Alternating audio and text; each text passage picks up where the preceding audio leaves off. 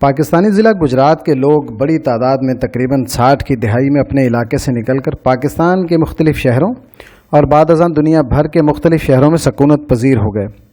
اس کی دو وجوہات تھیں، پہلی بھوک اور دوسری شدید لڑائیاں اور پھر نسل در نسل دشمنیاں۔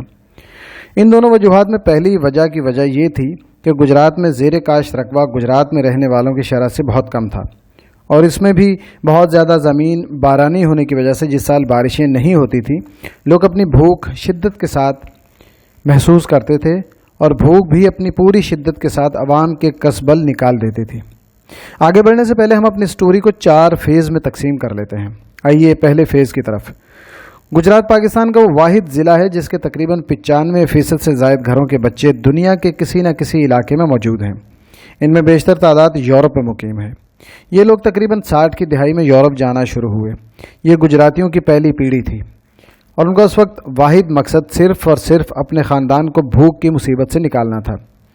ان ابتدائی لوگوں کا خیال تھا کہ ضروریات زندگی پوری کر کے ہم واپس پنجاب چلے جائیں گے، لیکن ان کا خیال صرف خیال کی حد تک ہی رہا۔ یہ لوگ واقعی ہیرو ثابت ہوئے۔ انہوں نے جان توڑ محنت کر کے اپنے اپنے خاندانوں کو بدحالی کے سفر سے خوشحالی کی منزل تک پہنچا دیا۔ اچھے گھر، بڑی گاڑیاں، زرعی زمینوں کی خرید، شادیوں پر اندھا دھند خرچے، یاروں دوستوں اور رشتہ داروں پر پیسہ لٹانا، اور خود ضلع گجرات میں کمرشل جگہوں کی خریداری ان لوگوں کی اولین ترجیحات تھیں۔ ان ابتدائی لوگوں کی کامیابی دیکھ کر گجراتیوں کا ایک سمندر یورپ کی طرف چل پڑا۔ یہ شروعاتی لوگ تقریباً 2 دہائیوں تک اکیلے یورپ میں محنت اور مزے کرتے رہے، لیکن ان کے بیوی بچے گجرات میں ہی مقیم رہے، کیونکہ یہ لوگ یورپ کے آزاد ماحول میں اپنی فیملی نہیں رکھنا چاہتے تھے۔ یہ صرف اپنے گھر اور خاندان کے لڑکوں کو یورپ بلاتے تھے اور ان کو سیٹ کرتے تھے۔ اب آتے ہیں کہانی کے دوسرے فیز کی طرف۔ گجراتیوں کی دوسری پود نے جب یورپ کی ٹھنڈی فضاؤں میں قدم رکھا تو ان کے سوچنے کا انداز پچھلی پیڑھی سے مختلف تھا۔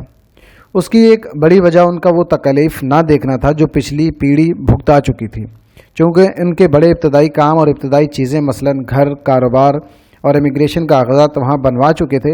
اس لیے نئی جانے والی پیڑھی جلد ہی کاروباروں کو مزید آگے لے گئی، اور پہلی بار اسی پیڑھی کے دل و دماغ میں مستقل یورپ میں رہنے کی خواہش اور امنگ پیدا ہو گئی۔ وہ یہ سوچنے پر مجبور ہو گئے کہ ہم نے کمانا یورپ میں، رہنا یورپ میں، مرنا یورپ میں، تو پھر ہمارے بیوی بچے گجرات میں ہم سے دور کیوں رہیں؟ اور پہلی بار گجراتیوں کی اس دوسری پیڑھی نے اپنے بیوی بچوں کو یورپ بلانے کے لیے کوششیں شروع کر دی، اور یوں جلد ہی بہت سارے خاندان یورپ کے مختلف ملکوں میں آباد ہونا شروع ہو گئے۔ چونکہ گجرات کا پورا علاقہ نسبتاً گرم، وسائل اور زرعی رقبے کی کمی، طبیعت میں نرمی کے بجائے درشتگی، خودنمائی کے مرض کے علاوہ سرکار کی طرف سے کسی سہولت کا نہ ہونا، سسٹم کی خرابی اور بار بار آمریت جمہوریت کے کھیل کی وجہ سے وہاں جانے والے خاندان یورپ میں اپنے پورے دل و دماغ کی خوشی سے داخل ہو گئے۔ سسٹم کی مضبوطی، اداروں کی سہولت، ضروریات زندگی کی اشیاء کی فراوانی، بنیادی سہولتیں مثلاً پانی، بجلی، گیس اور سڑکوں جیسے مسائل سے ناآشنائی، اور سب سے بڑھ کر سونے لوگ۔ گجرات سے جانے والی دوسری پیڑھی نے جب گجرات اور یورپ کا موازنہ کیا تو پلڑا یقیناً یورپ کے حق میں جھک گیا۔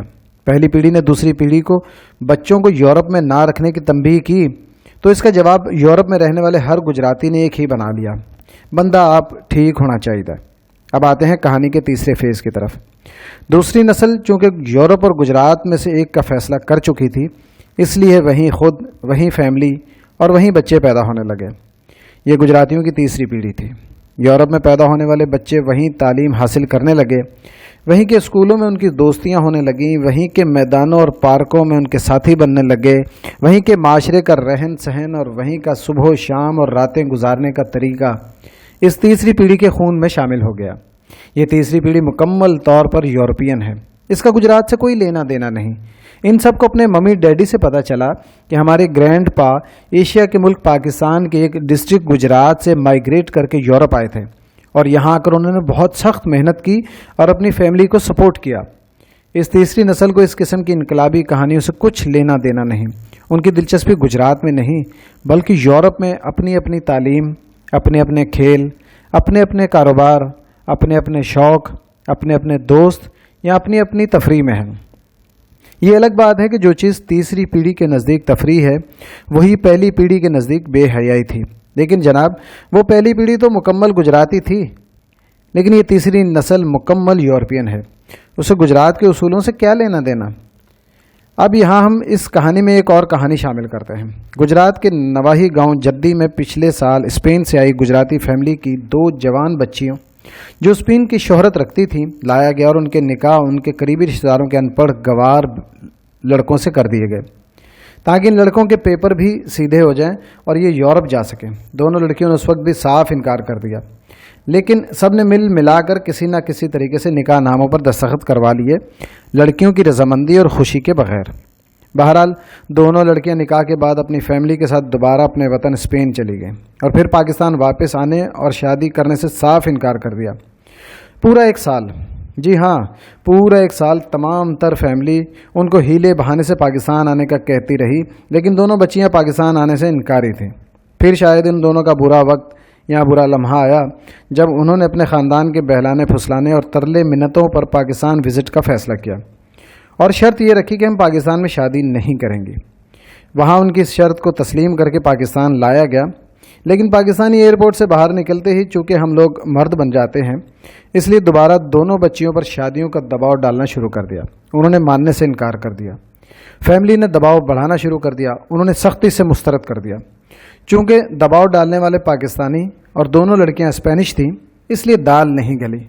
پھر وہی ہوا جو ہوتا آیا ہے، جب فیملی کی بات نہیں مانی گئی تو لڑکیوں پر پہلے ہلکا پھلکا تشدد، پھر انکار اور پھر وہ تشدد جس کا تصور ہی رونگٹے کھڑے کر دیتا ہے۔ قریبی رشتہ داروں نے شدید مارا پیٹا، شدید تشدد کیا اور مار کر موت کے گھاٹ اتار دیا، اور پھر دونوں لاشوں کو لاوارث اور بے یارو مددگار چھوڑ کر فرار ہو گئے۔ موت کے وقت دونوں بچیاں نواحی گاؤں ہتھیال میں تھیں اور ان کے نام انیسا اور عروج بتائے گئے۔ اب اس کہانی میں آخری فیز شامل کرتے ہیں۔ آج سے تقریباً 6 دہائیاں قبل گجرات سے یورپ جانے والے گجراتیوں کی تیسری نسل مکمل جوان ہو چکی ہے۔ یہ وہیں پیدا ہوئے اور ان کے پاس یورپ کے ہی پاسپورٹ ہیں۔ ان کا گجرات کے دیہاتوں، گجرات شہر، گجرات کے لوگوں، کلچر، ثقافت اور موسم سے کچھ لینا دینا نہیں۔ ایسے اہل گجرات جتنا جلد اس فرق کو سمجھ لیں اتنا ان کے حق میں بہتر ہے، وگرنہ انیسا اور عروج جیسے واقعات کی فصل اب پک کر مکمل تیار ہے۔ جس طرح گندم کی تیار فصل ذرا سی لاپرواہی سے اناج سے راکھ میں تبدیل ہو جاتی ہے، اسی طرح یہ تیار فصل خاندانوں کے خاندان ختم کر دے گی۔ اور پھر اہل گجرات یہ یاد رکھیں، اس فصل کو تیار کرنے کے لیے زمین آپ نے خود تیار کی، پانی ڈالا، موسموں سے بچایا، سخت موسم کی سختیاں خود برداشت کی، اور اب جب فصل تیار ہے تو منہ کا کیا موڑنا؟ کیا یہ فصل آپ نے خود تیار نہیں کی؟ میری بات سننے کا شکریہ۔